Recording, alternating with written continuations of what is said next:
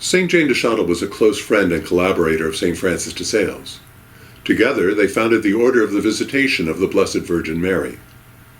The original idea was for a group of avowed women who would live in community, dedicate themselves to prayer, and, on a limited basis, go as pairs into the town of Annecy and visit the sick. However, as the order spread from the Diocese of Geneva to other dioceses, their original vision had to give way to the traditional view of religious life of women of the time, that of a strictly cloistered monastic community.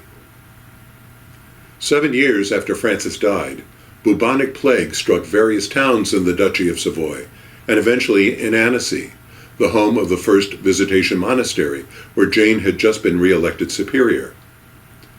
Although the sisters were already compelled by canon law to practice what we know as social distancing, and therefore were not able to leave the monastery and tend to the many sick and dying people of Annecy, they still responded to pressing human needs.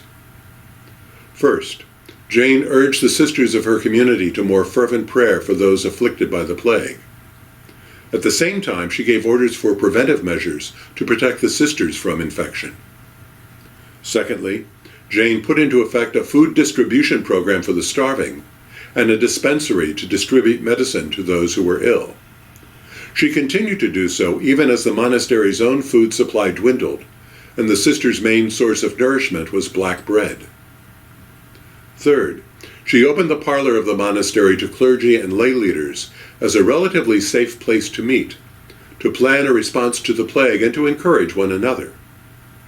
As one of her biographers, Father André Rabier, relates, every morning the bishop came to say Mass in the convent church of the Visitation, and to wish Mother de Chantal a good morning, and to tell her that he had come to get her orders for what she wanted him to do that day.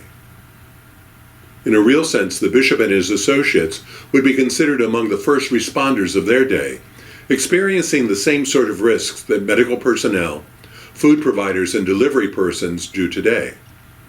They found in the parlor of the Visitation Monastery a haven of safety and support. Certainly, the example of St. Jane de Chantal and the early Visitandines can be a source of encouragement for us who, like them, are confined to our homes and wonder how we can respond to the current pandemic. In the midst of a time of plague, their prayer, words of encouragement, and acts of charity were the stuff of sanctity. In our current pandemic, they can be for us as well.